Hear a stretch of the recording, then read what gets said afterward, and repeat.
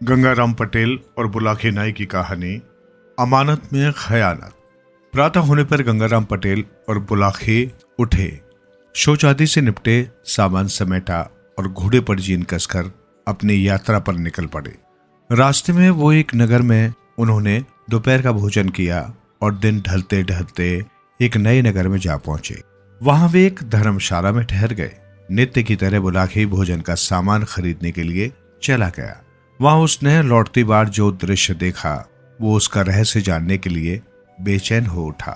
भोजन आदि से निर्वृत्त होकर जब गंगाराम बिस्तर पर पहुंचकर हुक्का गुड़गुड़ाने लगे और तब उसने पटेल के पैर दबाते हुए उनसे कहा, पटेल जी, अब तो आप भोजन आदि से फारिग हो चुके हैं। क्या अब मैं अपनी बात कह सकूं जो आज बाजार से लौटते समय मैंने देखी है? हाँ हाँ भाई, जरूर कहो, पटेल विनोद भरे स्वर में बोले। तुम्हारी इस शर्त को मानकर ही तो मैं तुम्हें साथ लाया हूं। मुझे मालूम है कि मैंने तुम्हारी शंका का समाधान नहीं किया तो सवेरा होते ही तुम मेरा साथ छोड़कर वापस लौट जाओगे। अतः अपनी बात अवश्य कहो। पटेल जी, आज जब मैं बाजार से सामान खरीदकर वापस लौट रहा था तो मैंने एक दुकान के बाहर भीड़ जुटी हुई देखी। ये देख मैं भी ये जानने के लिए वहां ठहर गया कि देखूं माजरा क्या है, किस कारण ये भीड़ खड़ी है। मैंने देखा कि एक वैश्य की दुकान के नीचे एक 12-13 वर्षीय लड़के की लाश पड़ी हुई है। लाश के समीप ही उस लड़के के माँ बाप बैठे सिसक रहे थे। तभी एक व्यक्ति वहां पहुंचा। उसमें और वैश्य में कुछ वार्तालाप हुआ। फिर उस व्यक्ति ने लड़के के पिता से किसी बात की शपथ लेने के लिए कहा। लड़के के पिता ने जैसे ही शपथ ली कि मृत लड़का जीवित होकर खड़ा हो गया। ये देखकर मेरे आश्चर्य का ठिकाना न रहा। मैं तत्काल वहां से चलकर आपके पास पहुंचा। बस तभी से मेरे पेट में इस बात का रहस्य जानने के लिए मरोड़े उठ रही थी, किंतु मुझे ये भी मालूम था कि आप बिस्तर में जाने से पहले मुझे कुछ नहीं बताएंगे, इसलिए खामोशी रहा। अब आप मुझे ये रहस्य के बारे में बतलाइए। सुनो बुलाखीराम, पटेल बोले। यहाँ से कुछ कोसों के फासले पर एक गांव है, मनकापुर। उस गांव में चंद्रभान नाम का एक गरीब ब्राह्मण निवास करता है। उसकी पत्नी का नाम पुष्पा था। नाम के अनुकूल उसकी पत्नी बहुत ही अच्छे स्वभाव की थी। ब्राह्मण भी बहुत नेक और अच्छे आचरण वाला था। उनका एक बेटा भी था जिसकी आयु तब 10 वर्ष की हो चुकी थी। उसका नाम था सूरज। चंद्रभान नाम का वो ब्राह्मण बहुत गरीब था। उसके पास जमीन भी ज्यादा नहीं थी। उस जमीन से जो भी अनाज पैदा होता उसी के सहारे उनका निर्वाह होता था। अपनी आर्थिक स्थिति से तंग आकर एक दिन उसने अपनी पत्नी से कहा, सुनो पुष्पा, यहाँ गांव में रहकर निर्वाह करना दिन प्रतिदिन कठिन होता जा रहा है। अतः मैंने निश्चय किया है कि 1-2 दिन में ये गांव छोड़कर किसी बड़े नगर को चल पड़ेंगे। बड़े शहरों में काम की कोई कमी नहीं होती। ईश्वर ने चाहा तो हम वहां किसी की नौकरी कर लेंगे और आराम से जीवन व्यतीत करेंगे। कुछ सालों बाद जब हमारे पास कुछ धन इकट्ठा हो जाएगा तो हम वापस लौट आएंगे और उस धन से कोई व्यापार कर लेंगे। इस तरह आसानी से हमारे जीवन का निर्वाह हो जाएगा। अब बताओ, तुम्हारी क्या राय है इस बारे में? मेरी राय तो वही है जो आपकी है, चंद्रभान की पत्नी ने कहा।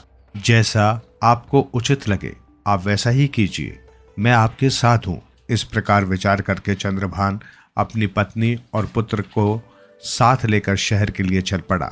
शहर में पहुंचकर चंद्रभान ने एक वैश्य के यहाँ नौकरी कर ली। उसकी पत्नी ने भी एक महाजन के यहाँ खाना बनाने की नौकरी कर ली। इस तरह से उनका निर्वाह ठीक ढंग से होने लगा। चंद्रभान परिश्रमी आदमी था।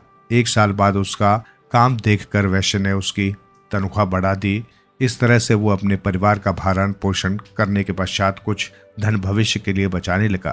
3 साल के बाद उन दोनों की कमाई से 5,000 रुपए इकट्ठे हो गए। तब दोनों ने अपनी अपनी नौकरी छोड़ दी और अपने गांव लौट पड़े। शाम के समय वे इसी नगर में पहुंचे। उन्होंने रात्रि विश्राम के लिए किसी उपयुक्त जगह की जानकारी चाही। सामने उसी वैश्य की दुकान थी जिसे तुम देखकर आए हो।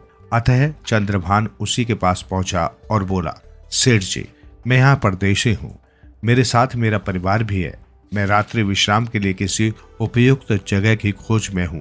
क्या आप मुझे कोई ऐसा स्थान बता सकते हैं जहां हम सुरक्षित रह सकें? कोई जोखिम की चीज तो नहीं है तुम्हारे पास? मेरा मतलब है रुपया पैसा। वो तो है सेठ जी, इसलिए तो मैं किसी सुरक्षित जगह पर रात को ठहरना चाहता हूँ। देखो भाई, सेठ बोला, तुम्हारे रात्रि विश्राम के लिए तो मैं तुम्हें जगह दे सकता हूँ, लेकिन तुम्हारे पास मौजूद रुपयों की जिम्मेदारी नहीं ले सकते। ये शहर चोर लुटेरों के लिए बहुत बदनाम है।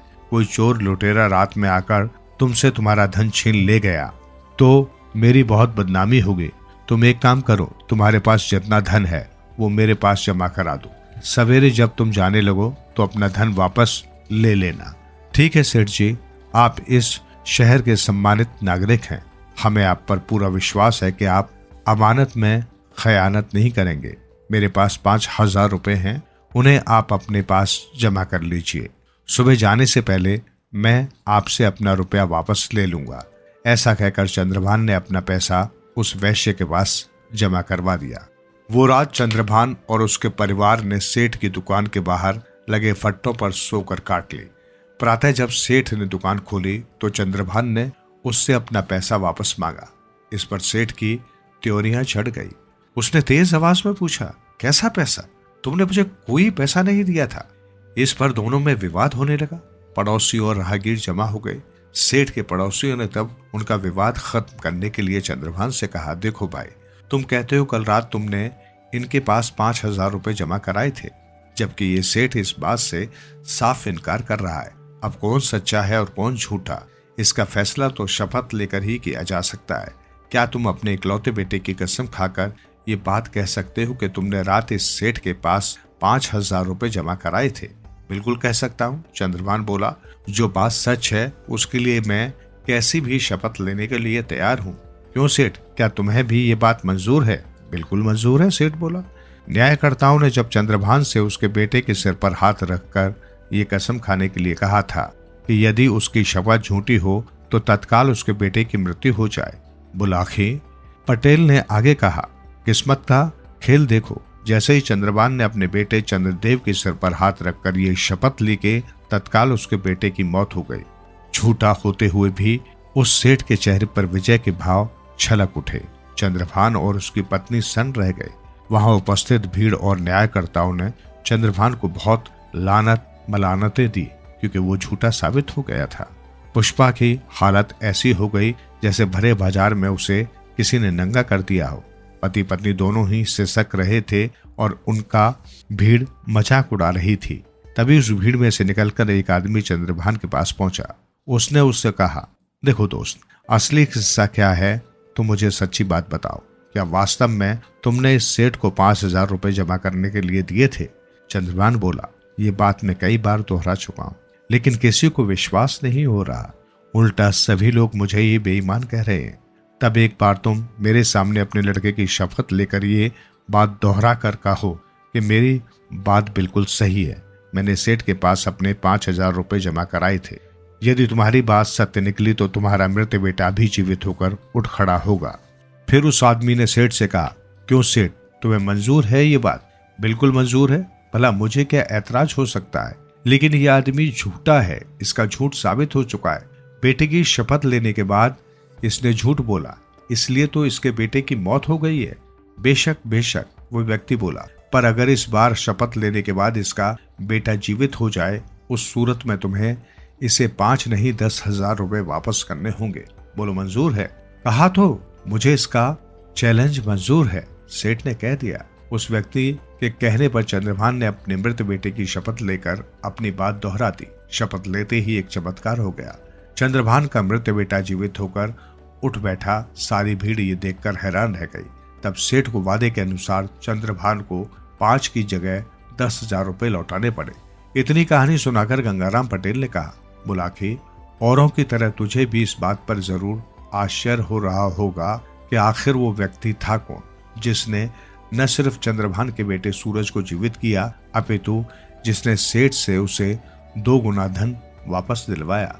तो सुन, मानव के वेश में वो व्यक्ति साक्षात कलयुग था, जो अपने कली काल का प्रभाव लोगों को दिखाना चाहता था। ये कलयुग है बुलाखे। इस काल में कैसी भी अनहोनी घटना घट जाए उस पर आश्चर्य नहीं होना चाहिए। आज तू जिस दृश्य को देखकर आया था वो वही दृश्य था। उम्मीद है अब तेरी जिज्ञासा शांत हो गई होगी। अतः अब मुझे भी सोने दे और खुद भी सो जा। कल प्रातः फिर से काशी यात्रा के लिए चलना है। कहकर पटेल ने आंखें मूंद ली और निंद्रा रानी की गोद में समा गए।